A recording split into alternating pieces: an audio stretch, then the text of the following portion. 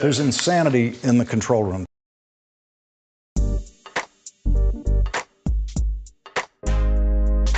This is an island surrounded by water, big water, ocean water. Trust me, I'm like a smart person. I'm very consistent. I'm a very stable genius. I had the best words. Tolerate it. I know words. Mike Pounds. I hope they now go and take a look at the oranges of the investigation. But there's no better word than stupid. Anonymous, really anonymous. I'm very highly educated. One of the wettest we've ever seen from the standpoint of water. I had the best words. God bless the United States.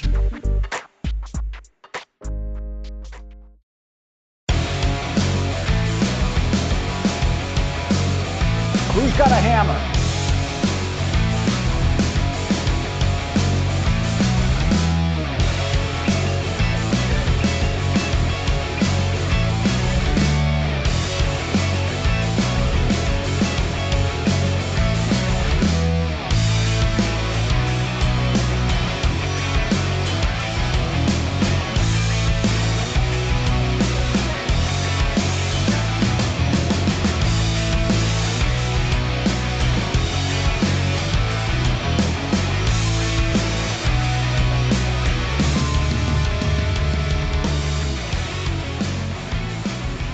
The nation, Waldorf Nation, everybody, welcome to the show.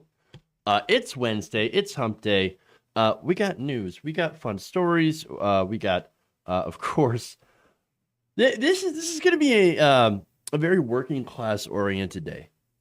So, you know, as somebody who is comes from a traditional working class background and family, I got some words. I got some words for people. Okay. I got some words for some shit CEOs who are whining, and Republican politicians that are whining about people not wanting to return to work. So, there's that. But before we get on the air, we actually have some breaking news. It appears that the Biden administration is now supporting a waiver for the COVID-19 intellectual property rights. Meaning that this basically means that the patents will be waived for the COVID-19 vaccines so that other countries can start to manufacture them. That's awesome. That is excellent. I mean, it's the right thing to do. It's the moral thing to do. And yes, I know I shouldn't be so celebratory over it because it's the basic bare minimum of human decency and rights. However, being America, and seeing the propensity that we have as a country for putting profits for corporations and donors before anything else, before human lives, I feel that it's time to take the W. Yes. Let's take the W. That's a win. Big Pharma has been pushing so hard against these patent waivers. But now we got it. We got it. Thank goodness. There's a statement here. Forgive you guys. Forgive me, guys, for I got to read this off my phone because that's where it popped up. And so let's see.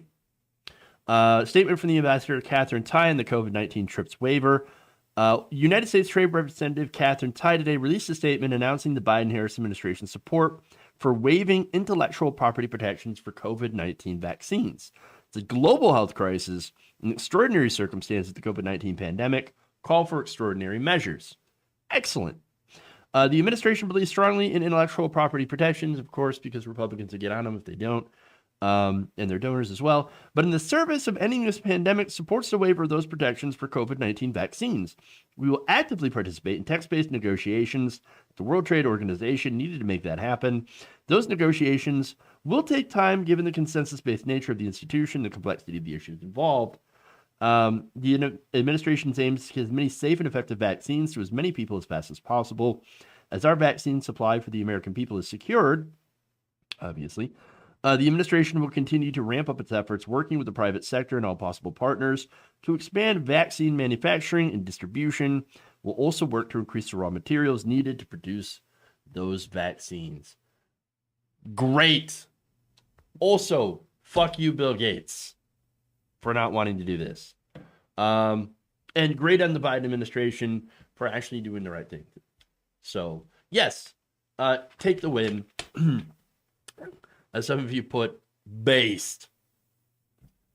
I mean, it does kind of show you that, that on certain issues, the Biden administration is much better than the Trump administration. You think the Trump administration would have been willing to share vaccines with other countries, with India? Hell no. They would have shared it with Norway. Norway. Why don't we just save the vaccine for the white countries? Why do we do that? I know. I'm almost impressed.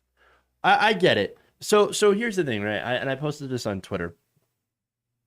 And I think that even though that it's not addressed at this situation, it's sort of like a general thing. I did tweet about how, let me see if I can remember exactly what I said, or if I don't think I can remember it verbatim, but basically it goes along the lines of, we all know, Biden is never going to impress leftists. Why? Because Biden's not a leftist. The Democrats are not a leftist party. And so they're never going to make us happy.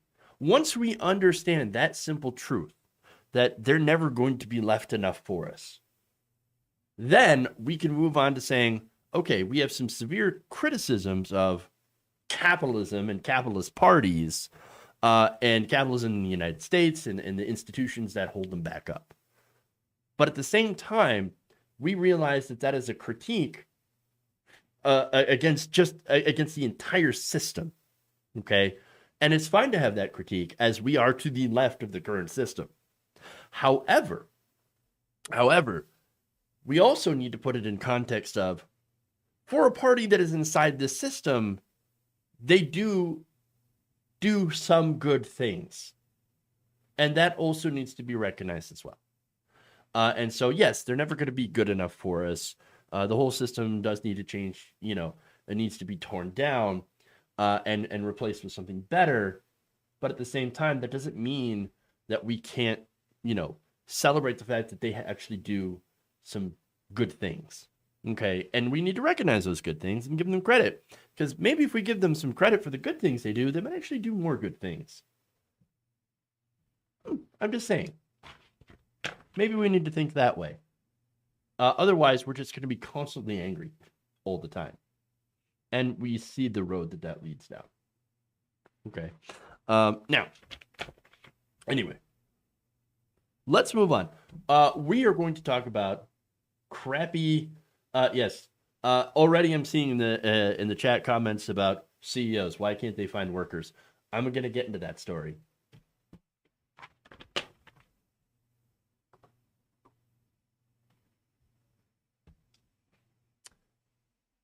As the economy begins to reopen, some restaurants seem to be having a hard time finding workers. You may have seen some signs, for example, like this. Okay, due to the stimulus money and tax time, people don't want to work. They're doing their best, but nobody wants to work. Oh my God. Here's another one. We're short-staffed. We are short-staffed. Please be patient with the staff that did show up. Nobody wants to work. Oh my God, nobody wants to work anymore. They're lazy. The government giving out too many benefits.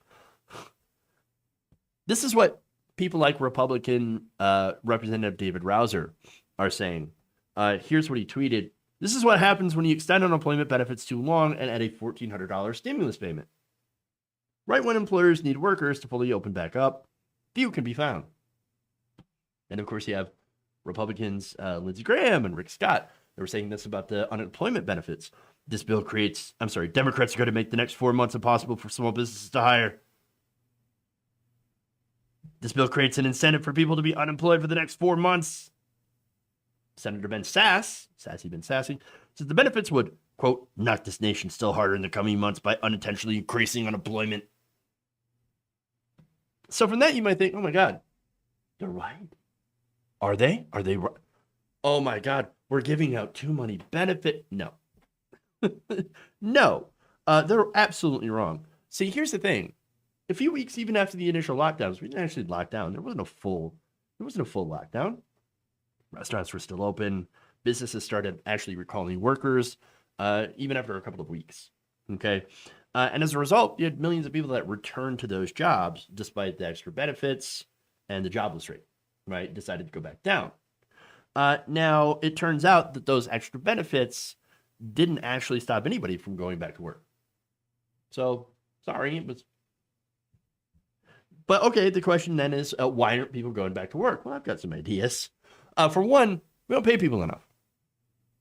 We've never paid people enough to go back to work. And now you add in a pandemic and people who don't have health care, health insurance through work, of course they're not going to want to go back. And so the traditional reasoning, that the whole economics 101 argument for this is, hey, for pay is, look, if the demand for workers exceeded supply, then you'd have an increase in prices. But that hasn't happened. You don't actually have an increase in prices at all. And that is despite anecdotes from people like Chef Gruel. Apparently, he owns the Slapfish restaurant franchise. And he took to Twitter last week to say this: there are no employees available in California. We're offering $21 an hour. They're making too much on unemployment, and they'd rather not work. Again, not true. William Spriggs, chief economist at the AFL-CIO Labor Federation, points out that normal hiring networks that employers actually rely on were blown up during the pandemic. Some employers who received forgivable government loans were also able to keep their workers on payroll, but a lot of them let people go during the lockdown. A year later, guess what happened to those workers? They weren't sitting there eagerly waiting for their jobs to come back, like, oh man, well, I can't wait to go back to the restaurant that pays me like crap. No, they moved on. They went and got different jobs. Some of them died as a result of the coronavirus, or they just moved on, changed career fields. And so, as far as those networks are concerned, Spriggs said this: they tend to recruit using these networks friends and relatives of people that they already have hired. And the problem, when we decided we would handle this by separating people from their employer, is that we ended up breaking up those networks. So it's not as if people aren't looking for work. They are looking for work, but they're either choosing to go someplace else, or they died, or other things. Or they've decided not to work for such low, terrible wages, or they can't return to work because they don't have anybody to watch after their kids.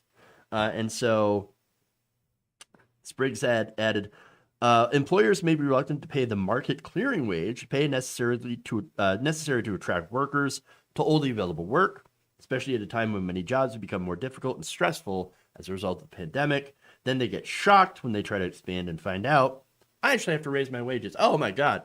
Oh no, I have to actually pay workers more? Oh dear God, no. Why? Here's the thing. If people are making more off unemployment than, a wealthy company is willing to pay, then maybe it's the company that's the problem, and not the unemployment benefits. Because again, if you add the $1,400 stimulus and the $300 temporary boost to unemployment, that's barely more than minimum wage. In fact, the $1,400 stimulus was based off minimum wage. And so you're not giving people very much money. And with the risk of the virus, hordes of rude, angry customers, anti-maskers, the difficulties of the jobs themselves, it's just not worth it. It's not worth it to go back to these. And so, in fact, a February study from researchers at the University of California, San Francisco, found that the line cooks actually had the highest mortality rate during the height of the pandemic in the U.S. Line cooks, people going out there and cooking your meals. Now we tend to think of the people who die the most as, elderly people in care homes. No, it turns out the people that are making our meals are the ones that are dying the most of COVID-19. So, and it's not just food preparation, it's also places like slaughterhouses that are rampant for the virus. And also, when cities were under lockdown, a lot of restaurants were still open for takeout and delivery, meaning that these people, of course, these workers were still having to work under these conditions. In a lot of cases where employers did not want to actually spend the money to protect their workers. And so their risks have increased, but their pay has not. Even the so-called heroes pay that was really, really short-lived wasn't all that much. In fact, you had one former line cook, Isaac Furman. He talked to Ear about this, and he said of the reasons that he had left the industry, because this is a person who explained themselves like, yeah, I thought I was going to be a lifer in this industry. This is what I was doing. I was a line cook, and that's what I was going to do with my life. And then realized once he had left as a result of the pandemic, well, it's not worth it. It's not worth it. Quote, healthcare is a big part of this. The total lack of ability to raise a family while working on the line is too, but there's also the physical toll. I had a foot injury once and couldn't work for a week. What happens if it was longer than that? There's absolutely no safety net, and every day you feel worse and worse. He also described the industry as it is, as, quote, unsustainable and exploitative. True.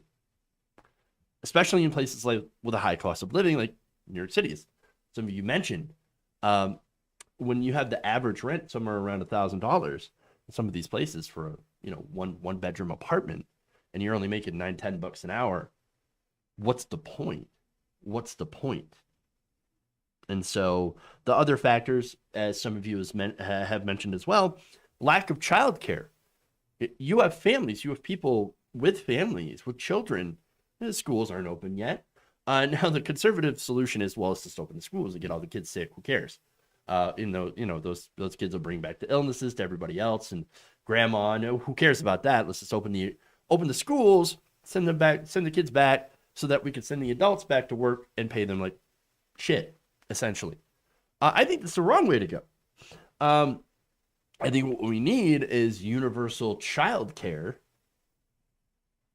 That'd be great. I think we're one of the only countries that doesn't actually do that. But here's the thing. Again, it's not the reason that childcare is needed for people who are working in fast food. The average age of a fast food worker isn't teenaged. It's 27 years old. And look, even if it were teenagers, right? Are you saying that because they're a teenager, they also don't deserve the dignity of work? Of getting paid fairly for fair work? Yeah. So anyway, basically what they want altogether, and I don't think it's too much to ask, they want safety, fair pay, and to be able to have things like benefits like healthcare and childcare, and they want to be treated like people. That's it. In fact, here's what one worker named Anna put it. Quote, we are so sick and tired of restaurant owners assuming that we want a handout. We want to work, but we also want to be treated like human beings. We haven't been for way too long. It's true. So, look, I know there's this big focus on getting back to normal. Normal is not good. We need to get things back to, or not back, but we need to get things to a place where it's better for workers. Labor needs to demand better. Labor needs to get better. Fair wages for fair work, good benefits, and respect. Because, look, honestly, if you don't do these things, then what was the whole point of calling them essential, these workers? Is it just a lie? Tends to look like it. Well, you know what? If they are as essential as the American people believe that they're, or said that they were, then they would have these things. And it's very clear that they're not. They're getting the shaft, and things absolutely need to change.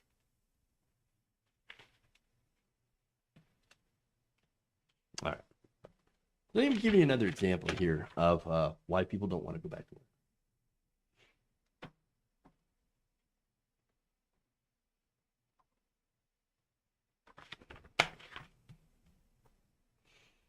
All right.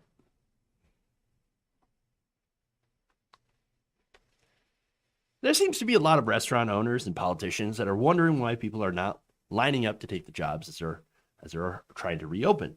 Well, one story that I have might shed a little light on why people aren't exactly giddy to return to these conditions.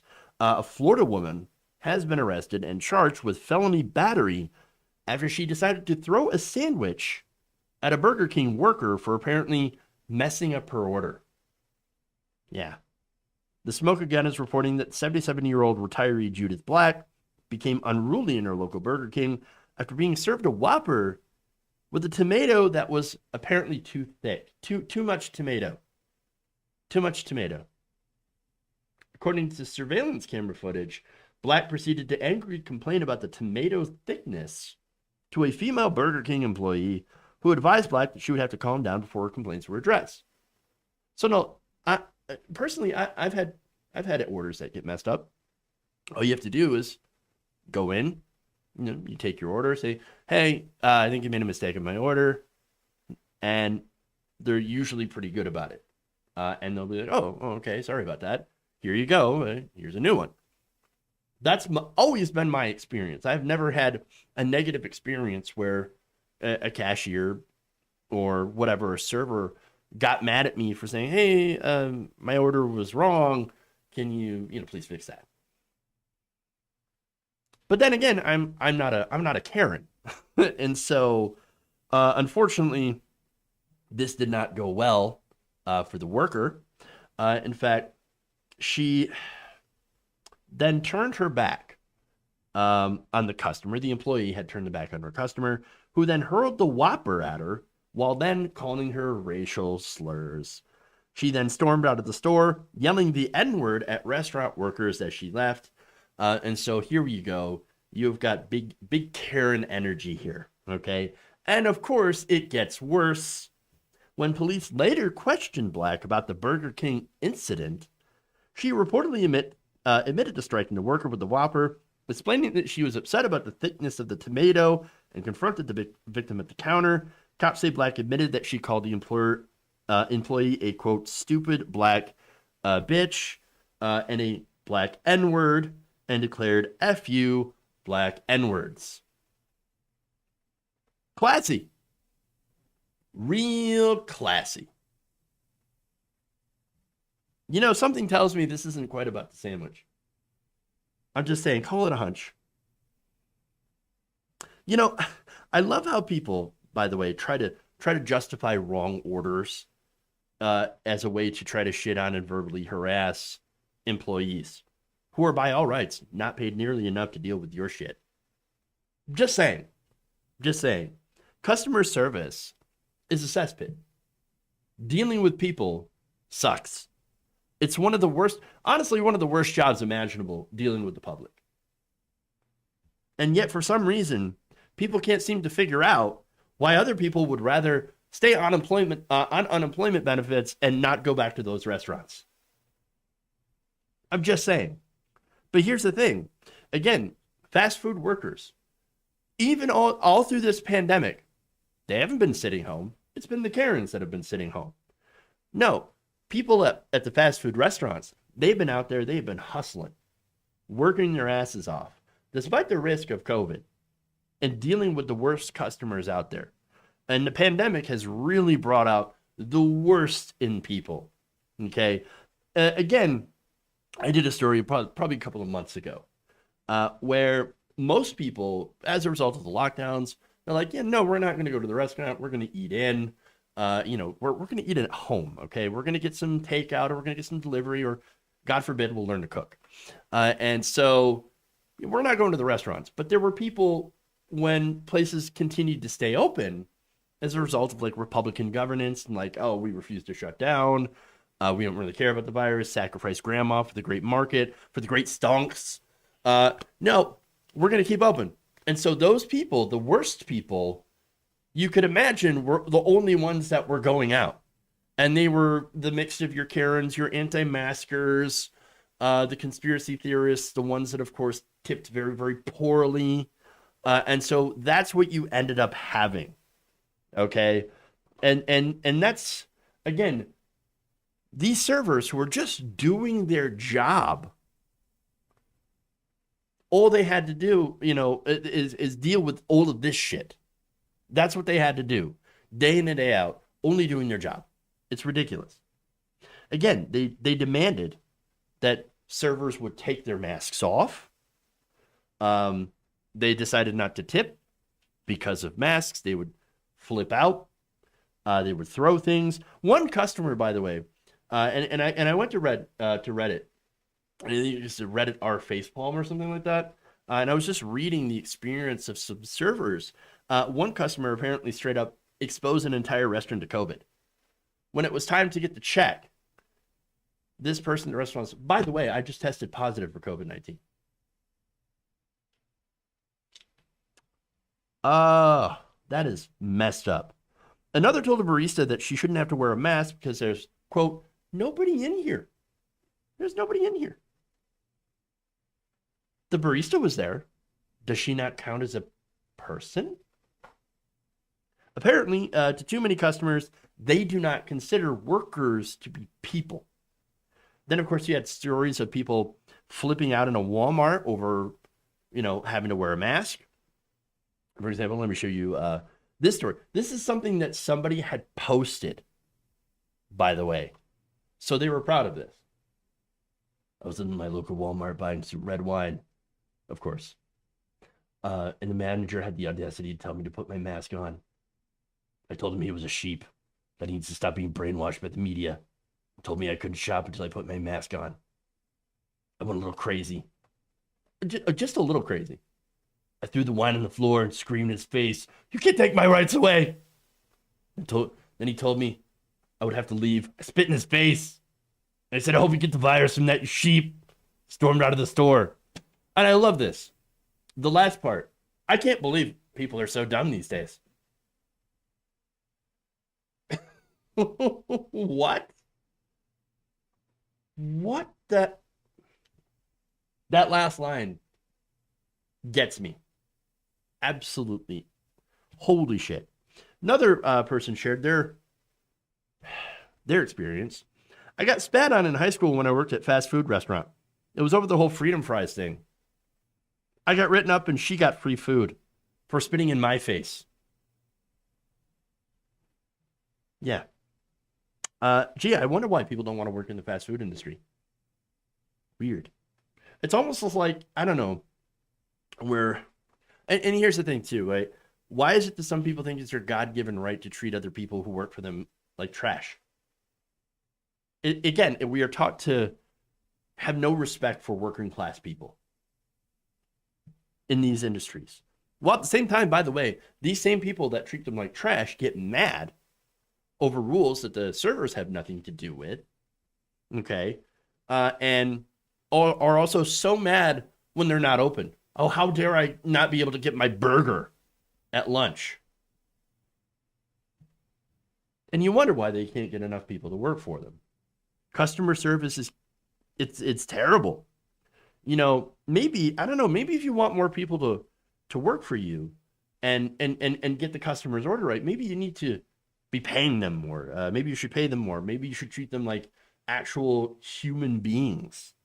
I know that's really hard for some of you to do, but this sense of entitlement, and in the case of that woman in the burger, the absolute racism and overt hostility towards working class people is just disgusting.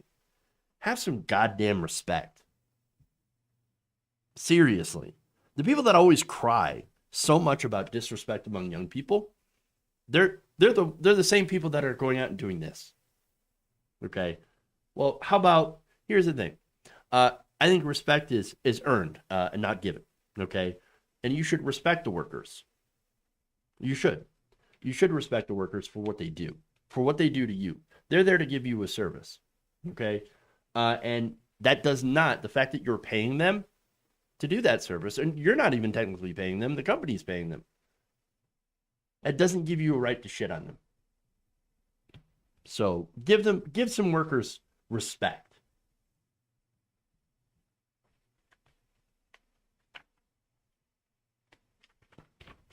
All right.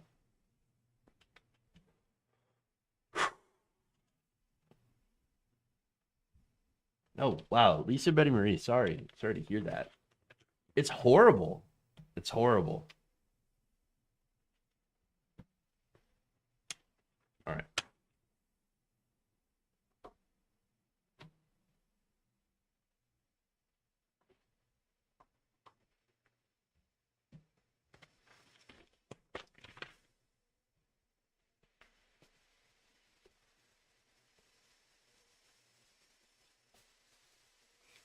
Following the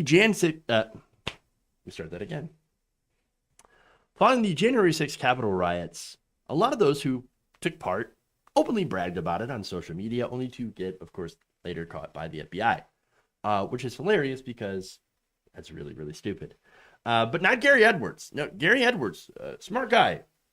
And it wasn't dumb like the others who openly broadcast their crimes on social media like Parler and Gab. Not like those morons. Oh, let me tell you what. No, I was smart. Okay, well then how did Gary Edwards get caught? Now it turns out his wife outed him not because she was mad, because she was bragging. According to Raw Story, Edwards was arrested on Tuesday by federal authorities in Churchville, Pennsylvania, and released with standard conditions. Here's what Ms. Edwards posted on Facebook for everyone to see, revealing that her husband had been inside the Capitol and, of course, had provided a lead to the FBI, who has been going after all of these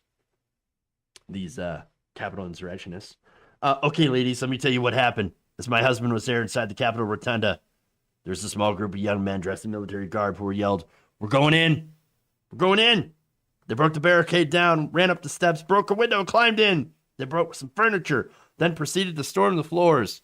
Oh, yeah, well, that's interesting. So, you broke the barricade, and then you broke a window and broke some furniture, and then stormed the floors. And then she says the crowd followed to stand in the balconies. When this happened, there were police milling around doing nothing, even after the breach. Of course. Here we go. That's funny.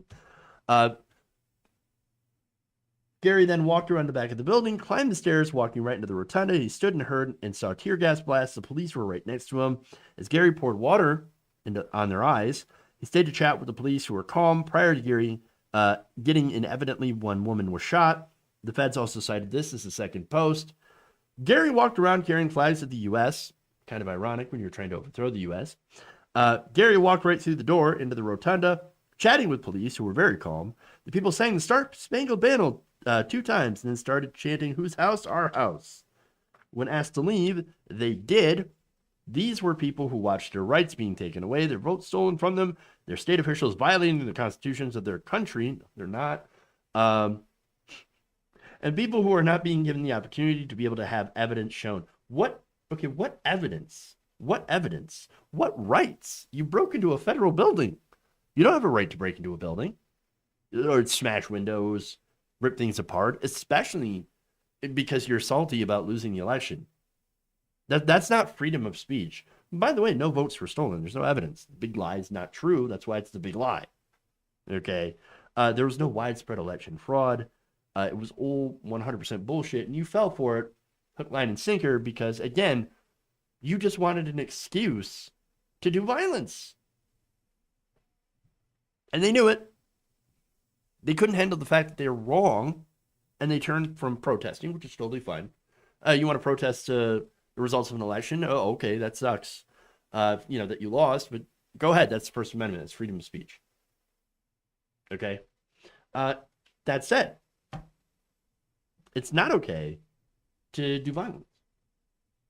It's not. And it is telling, by the way, that the police were doing nothing. Now, if it were BLM or Antifa, the police would have cracked skulls. We know that because the police were ordered to keep an eye out for Antifa and not for Trump supporters. So now what's funny is after this brag, she deleted her own posts.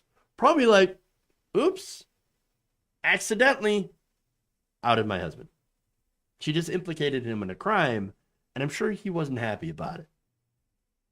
You know what I learned from all this? From all these different Trump supporters? Always bet on stupid. Always. And what's dumber than being there in the first place and breaking into the Capitol building? Bragging about it. Just saying. All right. I'm going to take a quick break. We're going to come back. Stay right here. We have got the ultimate dine and dash. And then conservatives not happy about Donald Trump's ban, but wait, I'm going to agree with Republicans. What? Stay right here.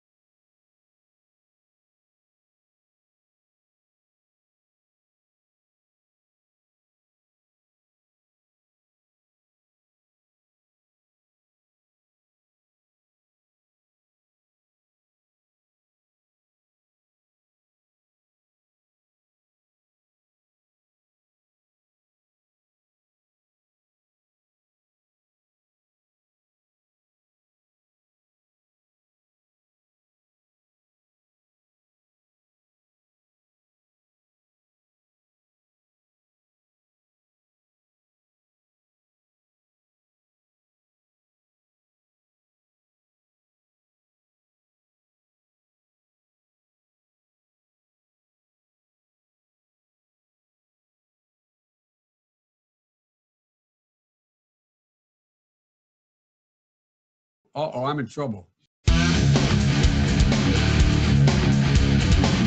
Oh, man, I'm sorry.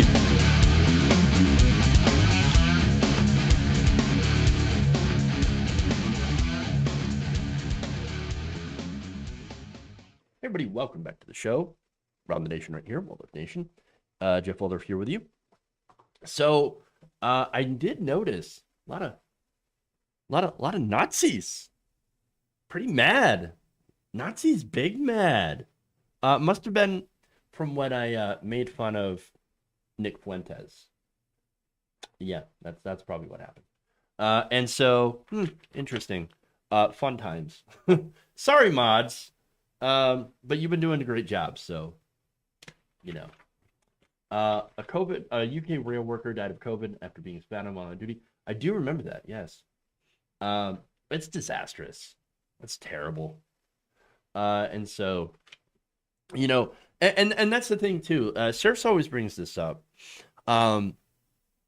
He usually, talks about in the case of COVID exposure, how it's not like the fact that there are people that are going out for spring break, and it's not like basically regular people that is driving this. What it is that it's a lot of these companies that are bringing people back to work. Restaurants, you have meat packing plants, where they work a lot of undocumented immigrants, and they don't protect these people. They make sure that, well, we're not going to spend money to protect workers or to make sure that we slow down our production, that we get less profits if we do that. Whereas all we have to do is just, constantly rotate and replace workers. I mean, again, I remember the Tyson plant, I believe it was a Tyson plant, that had, basically the overseers had taken bets on how many of their workers were going to get COVID-19. I mean, it's horrible. And so we have a society that doesn't care about workers. They don't care about worker solidarity. They don't care about the working class. They don't care about regular Americans. And so it's really obvious when you look at who's suffering the most from COVID-19. They don't care about them. Absolutely. It's true. They don't. My mom was Republican. She voted for Nixon. Was embarrassed to tell me at first. Some people just vote their party regardless of who's running. True. There's a lot of community here. There's a lot of community when it comes to voting. Okay. A lot of pressure from people, church especially, and that can work in favor of the Democrats as well with the whole souls of the polls thing. But in small towns, that community, they're all Republicans. And so obviously, my dad was a Republican. I'm going to be a Republican too. And there's that. And so, that is unfortunately, tribalism is a big part of American politics. And that sucks. And that's also why you hate vote blue no matter who. That's fair. It's definitely fair. Hold on. Let's see. What was that? They're collecting unemployment stimulus and investing in Dogecoin. Oh, hey, if they get rich from that, then we've got more people to tax.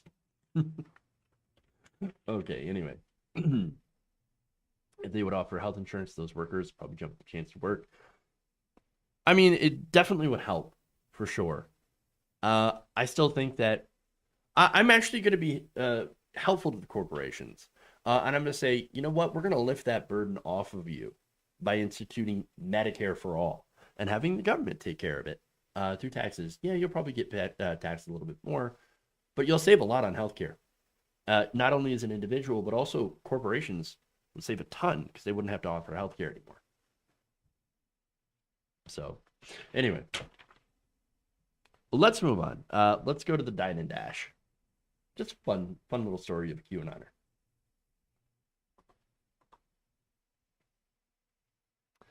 A top QAnon influencer is being accused by a diner, Washington, D.C., of bailing on a $10,000 tab that he had racked up earlier this year. So this is an interesting story. Some twists and turns and some weird stuff.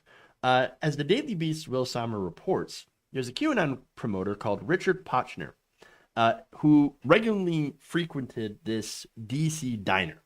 Okay, and so it's Pete's Diner. So now I don't go to diners. I don't quite understand the fixation on the right when it comes to diners. I'm sure some of them are delicious.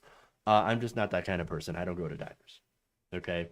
That said, this guy goes to diners. Okay, whatever. And apparently he said he would treat National Guard troops guarding the U.S. Capitol building to free meals. Well, okay. Well, I mean, sure, he's QAnon, but it doesn't sound like too bad of a guy, right? I mean, it seems a little odd, out of character for someone like that, but sure. Now, how did he pay for this? I mean, that's a lot of money to pay for these National Guard troops to have a free meal. Well, ironically, he paid for it by doing a socialism. He asked his followers to help pay for these meals. Now, Pete's diner owner, Gumtung, tells Sommer that the Potchner had initially paid for these meals by asking Q believers to send him money. So he gets the donations and then is supposed to use that for paying for the meals for these National Guardsmen, which, ironically, these National Guardsmen wouldn't have to be there if the QAnoners and the, Trumpists hadn't actually invaded the Capitol building. So that's odd. That's a little fishy. And then what's also odd is the diner decided to allow him to create a tab. Again, very interesting. And that tab led to the undoing. As the bills piled up, I know that's not a word. As the bill piles up, Potchner then asked his 200,000 Telegram followers to send him money so he could pay him for the meals. For months after that, Potchner posted videos of himself settling the tab with donated money from his fans. Okay, hey, well, there you go. When Potchner's tab would run out, he would continue to serve the meals, only to be paid back later. It seemed to have worked for quite some time. And then one day he just decided not to show up, despite the fact that he did owe the diner $10,000. Tong tells Sommer, quote, he got the money from the people, but we didn't get the money from him. Interesting. So, what? Did he take the money and run? Or did he not get enough money from his QAnon followers? Because QAnon kind of fell apart and ended up leaving him on the hook with something that he couldn't pay. Well, I have a guess. Potchner had decided to openly trash Tom's Diner later on his Telegram channel when asked about this, which led to the diner being bombarded with unhinged messages and phone calls.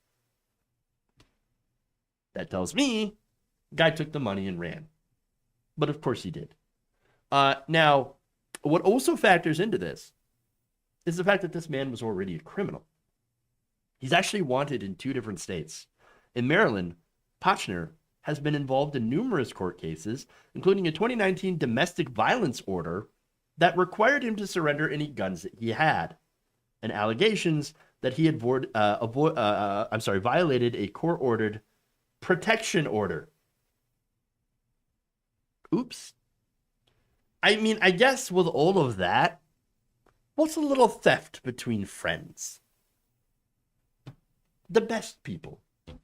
The greatest people. Party of Law and Order, my folks.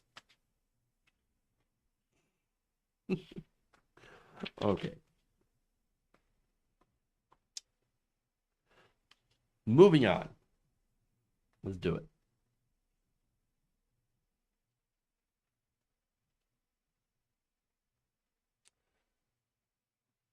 It appears that former President Donald Trump, I don't get tired of saying that, continues to be banned on Facebook, at least on a temporary nature, as they have kicked the can down the road. The Oversight Board decided to not lift the ban for Trump's role in spreading COVID-19 disinformation, as well as election conspiracies. And that has, of course, conservatives big mad. I'm not entirely sure why. I mean, again, in the decision itself, the board was like, yes, we do. Facebook does unevenly apply policies to different people and different accounts, but they still voted to uphold the ban, at least for the next few months. Now, that said, I'm going to show you a video of former White House Chief of Staff Mark Meadows crying about this and promising to be accidentally left-wing. Facebook, the Oversight Board will uphold the ban on Donald Trump. Your reaction? Yeah, it's a sad day for America. It's a sad day for Facebook, because I can tell you a number of members of Congress are now looking at, do they break up Facebook? Do they make sure that they don't have a monopoly? And I can tell you that it is two different standards, one for Donald Trump and one for a number of other people that are on their sites and suggesting that more nefarious things than what the president has been accused of actually go unnoticed often. And so this is a sad day for America, but a sadder day for the Facebooks of the world who have actually enjoyed a very wild, wild west kind of regulatory environment. I can tell you that's going to change. The discussion will happen within hours of this decision on Capitol Hill, just a few blocks from where I am. So now he further goes on to say, well, it's not just going to be legislation. We're going to work to break them up. Interesting. But first, I've got more conservative reaction. But it is funny because it makes you ask, like, wait, do conservatives believe in regulation now? Well, it may be now only in the fact that it does apply to Donald Trump. But okay. So now here's Charlie Kirk in a very much ratioed tweet. Here's what he said. The U.S. Supreme Court should overturn the Facebook Oversight Board ruling, which upholds the outlawing of the 45th president of the United States from social media. This is a big tech corporate oligarchy. Without standing, it's gone too far. Enough is enough. Big brain. The greatest brain. The greatest brain. Getting the Supreme Court to overturn a company's private board, isn't that what conservatives used to be against? And they used to be against this quote-unquote overreach of government power into private corporations. Gee, I wonder what changed. How did they become accidentally left-wing on this? Well, it's when it started affecting them. It's when these companies decided that the rhetoric they were spreading on their platforms was dangerous. That stirred people up to go and do a literal insurrection. So now, ironically, conservatives are now saying we should break up Facebook. Yes, let's break up Facebook. I agree.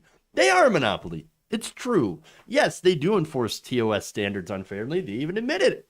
I know a lot of lefty pages that get shut down or throttled. It happens on YouTube all the time. While Fox News, of course, spreads. You got Dan Bongino, Ben Shapiro. Those are some of the top pages, by the way, on Facebook. The Daily Wire was reported to be a Facebook fact checker. So a fact-checking partner. And so it is interesting, okay? And it's very weird to see the shift in Republicans from companies should be able to do whatever the hell they want. How dare you make that bakery bake a cake for a couple? Or and now they've turned into, we should force Facebook to platform neo-Nazis. Here's the thing. You don't actually have a constitutional right to a Facebook account. No matter what Charlie Kirk says. Okay? You're not being silenced if you kicked off for breaking the rules. You can still speak. There's nothing preventing Donald Trump from putting out press releases. In fact, he has been. Okay? He can also still do interviews. He sits there and rants out his front porch. And so the only thing is he cannot post that stuff on Facebook because Facebook has decided we don't want you on the platform. We think you're bad for the country. It's sort of like being, for me, I'm a gamer. So, for me, it's kind of like being banned from a game for cheating. Okay. Or abusing other players. Okay. It's a sad day for you. You did sign that terms of service agreement. Now, if you do believe that these platforms are so large and ubiquitous, as I do, that they should be included as part of protected speech, let's have that conversation. I'm ready for that conversation. Okay? That said, the way that they operate right now, which is fundamentally broken, but they are a private business and they're actually selling a product. So now you might think, well, wait, what does Facebook sell? Well, here's the thing about Facebook. You're not a customer. You're the product. They're selling you. And so they sell you to other companies. and advertise to you. That's what you get from this, okay? The only way to change that and to actually protect free speech is to make these companies public utilities. Break them up, make them public. That said, that doesn't mean that even if that happens, you can say whatever you want. And this is what you need to understand about the right-wing free speech advocates, okay? What they want under everything, all their bluster about, oh, First Amendment, I care so much about First Amendment. Really, they just want to say the N-word freely without any consequences. It's true. It's true. That's what they want. You know, like the good old days where I could say anything I want. That's why I don't take these right-wing free speech absolutists seriously.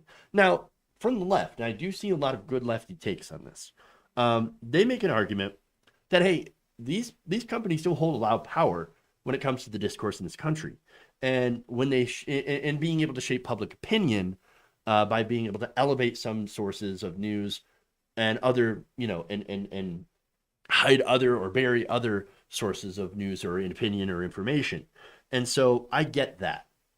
Okay. And I do agree. And so as far as the system goes, it's unsustainable as it is. That said, right-wingers, the right wing on this issue, even if we sort of agree like, hey, yeah, we should probably break up Facebook, the goals here are very different and for different reasons. And you have to understand that, because understand that if given the ability to crush left-wing free speech in this country, conservatives won't hesitate because they've done it before and will always try to do so when given the chance. So, just saying. All right. Thank you. That's not funny. I appreciate that. All right. So, that's all I've got for y'all today. Stories-wise. Let's see if I've any super chats that I haven't read. I know I do, but I gotta find them now.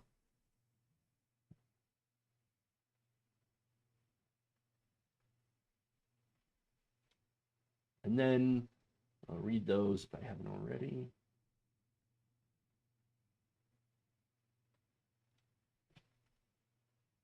It's always the awkward part of the show when I'm staring at a screen.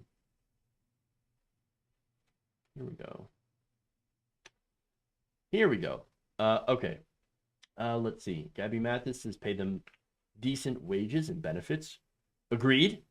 Zach Sherman points out they need childcare too. Absolutely. Let's see. Virginia Thomas, Ice Dragon says, you must not know that if that man wanted to push it, he could have been charged with assault. True.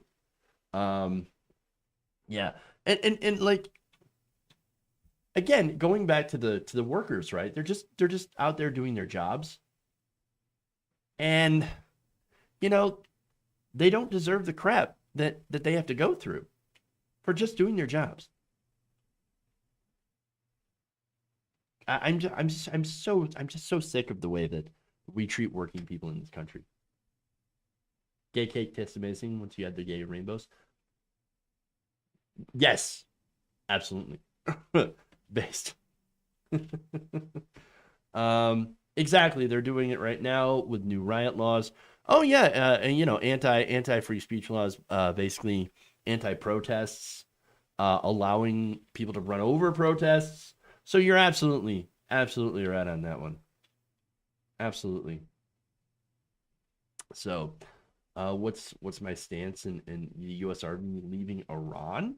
Are we in Iran? Or do you mean Iraq? I think we should. We should leave Afghanistan. We should leave.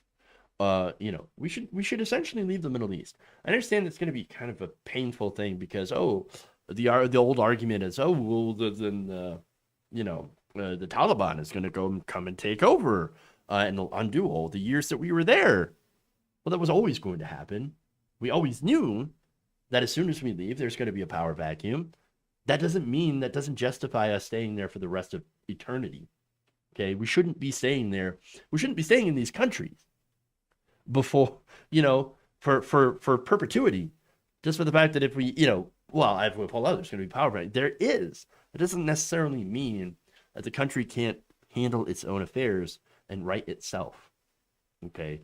And if it doesn't, well, I mean, that's not, at the end of the day, that's not really our issue, our problem. I would hope that democracy, would take shape, the ability for people to determine their own livelihoods and their own lives through legislative action and things like that. I want them to be able to do that. But at the same time, it's so opposite. It's opposite world to say, oh, don't worry, we're going to force democracy on you. That's not democracy. That's not democracy. Jeez. It's ridiculous. Okay. Anyway. Quick rant, but I'm outie. Thank you all for watching. Please like and share the stream if you haven't already. Remember, Nazis suck, as always, and change begins with you. Good night, everybody. We'll see you later. Leave a like and leave us a like, share our videos, become a patron, all that wonderful stuff, and we'll see you later.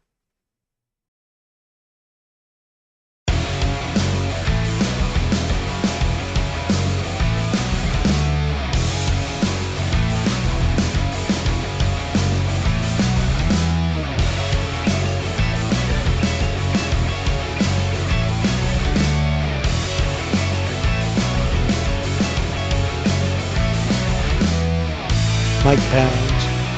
Dumps. Big, massive dumps.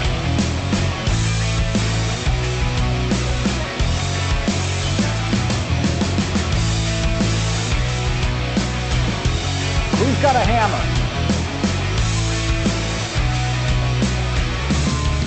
Please clap. They're kicking me out the door. They're kicking me out the door.